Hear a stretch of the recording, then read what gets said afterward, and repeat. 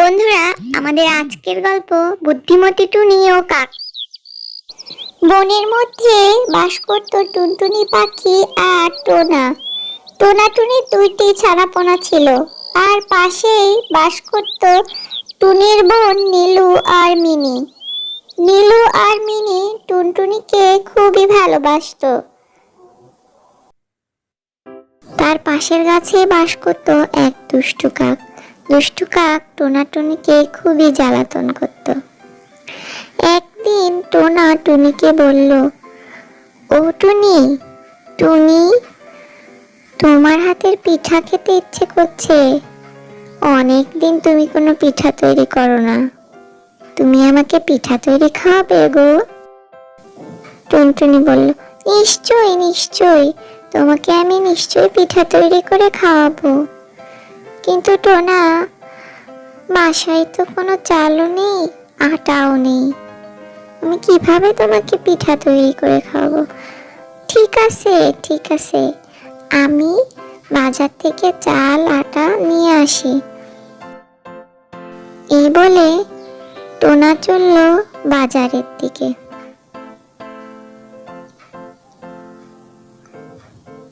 ওদিকে টুনটুনির সাথে পাখিদের রানী তোতা পাখির অনেক ভাব ছিল। তাই টুনটুনি ভাবলো তোতা পাখিকে গিয়ে দাওয়াত করে আসি। তোতা পাখি বাসা থেকে তাকিয়ে দেখলো টুনটুনি আসছে। সে খুব খুশি হলো। ও টুনি, টুনি, তুমি এসেছো ভাই? কতদিন তোমার সাথে দেখা নাই। এতদিন পর কি মনে করে আসলে আমার বাসায়? তুমি কিন্তু দারুণ ভারী পিঠা তৈরি করতে পারো। তখন টুনি বলল, আরে হ্যাঁ, তোমাকে তো আমি পিঠা খাওয়ার দাওয়াত দিতেই আসলাম। তোতা রানী, তুমি কিন্তু অবশ্যই আমার বাসায় আসবে পিঠা খেতে। এ বলে টুনটুনি উড়ে চলে গেল। যেতে যেতেই দেখলো বোন নীলু আর মিলু গল্প করছে। টুনটুনি উঠতে উঠতে গিয়ে নীলু আর মিলুদের দিকে গেল। নীলু বলল, নীলু, অনেকদিন টুনিকে দেখি না, তুমি দেখেছো টুনিকে? ওই দূরে, মনে হচ্ছে টুনি আমাদের দিকে আসছে। এই তো টুনি, তুমি কোথায় গেছিলে? অনেকদিন তোমার সাথে দেখা হয় না বোন। টুনটুনি তখন নীলুর দিকে তাকিয়ে রইল। নীলুর কথা শুনে তার খুব ভালো লাগলো। তখন নীলু বলল, টুনি, তোমার বাসায় আমরা যাব ভাবছি। তখন টুনি বলল, ঠিক আছে, এসো এসো। বোন নীলু, মিলু, আমি তো তোমাদের পিঠা খাওয়ার দাওয়াত দিতে এসেছিলাম। টুনি আর তার বোনদের কথা দূর থেকে পাজি কাক সবই শুনতে পেল। এই বলে টুনটুনি উড়ে চলে গেল নিজের বাসার দিকে।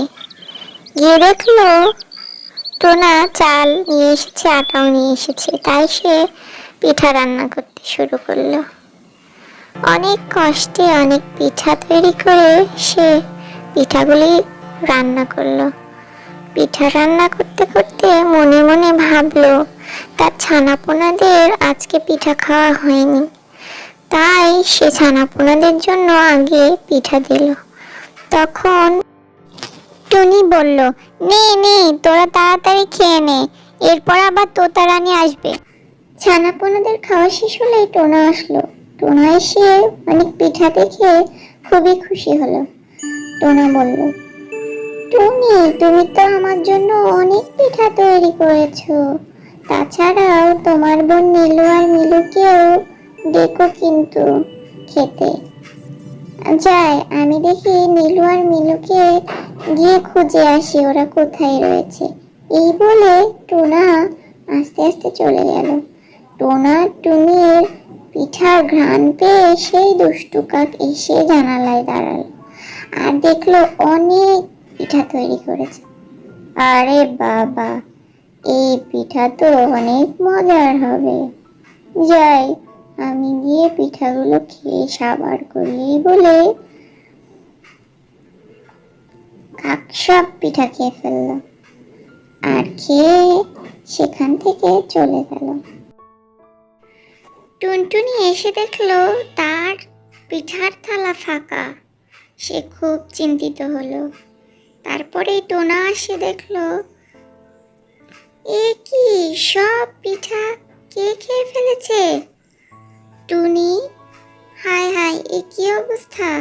নিশ্চয় ওই দুষ্টু কাকটাই আমাদের পিঠা খেয়েছে।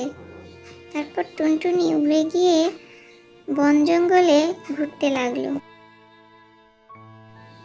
টুনি ভাবতে লাগলো কি করে ওই পাজি কাকটাকে শিক্ষা দেওয়া যায়।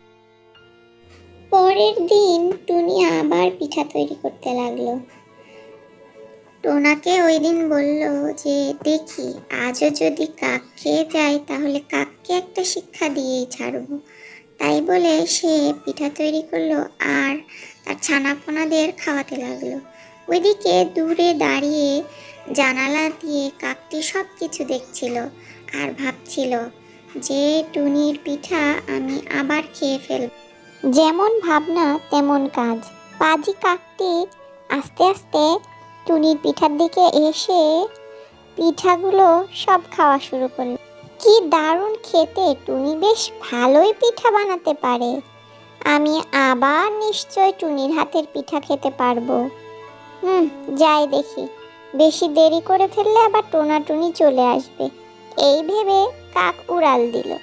পাজি কাক মনে মনে ভাবলো, বেশ হয়েছে, বেশ হয়েছে, এইভাবে আমি টুনির পিঠা খেতে থাকবো। টুনি এসে তার পিঠার থালা ফাঁকা দেখে খুবই দুঃখ পেল।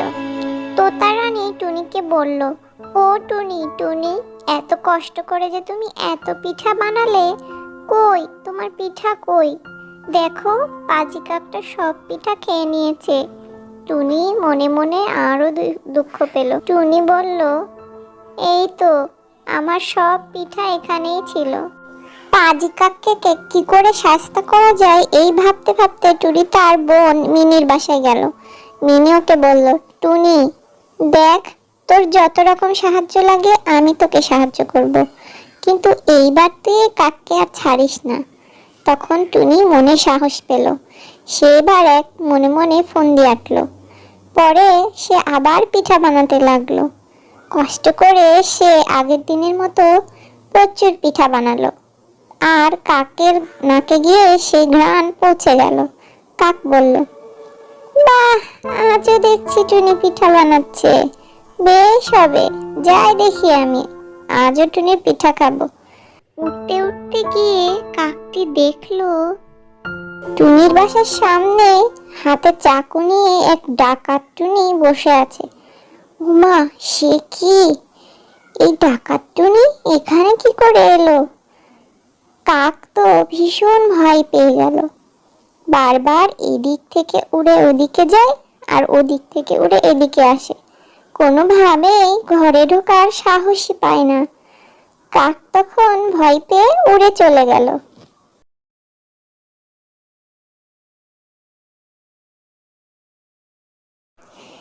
এদিকে টুনি মনের আনন্দে পিঠা বানাতে থাকলো আর মনে মনে ভাবলো, পাজি কাক, এবার দেখি তুই কিভাবে আসিস। পরপর 2 দিন টুনির পিঠা খেয়ে কাকের খুব লোভ হয়েছিল, তাই সে আবার এসেছিল পিঠা খেতে।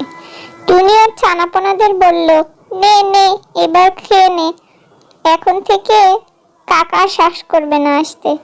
তারপর টুনির বোন মিনি এলো আর টোনা এলো। টোনা এসে সব পিঠে দেখে খুব খুশি হলো আর টুনিকে খুব বাহবা দিল।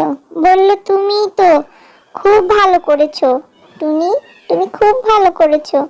এই পাজি কাকটাকে তোমার বুদ্ধি দিয়ে সাহেস্তা করেছো। তারপর নীলু বলল, বোন টুনি, তোর বুদ্ধি দেখে তো আমি খুব অবাক হয়ে যাচ্ছি। তুই এত সুন্দরভাবে কাকটিকে সাহেস্তা করেছিস, কাকের আর সাহসই হবে না তোর বাসার দিকে আসতে। নে নে, চল এবার আমরা পিঠা খেয়ে নিই, ভুরি ভোজ হবে।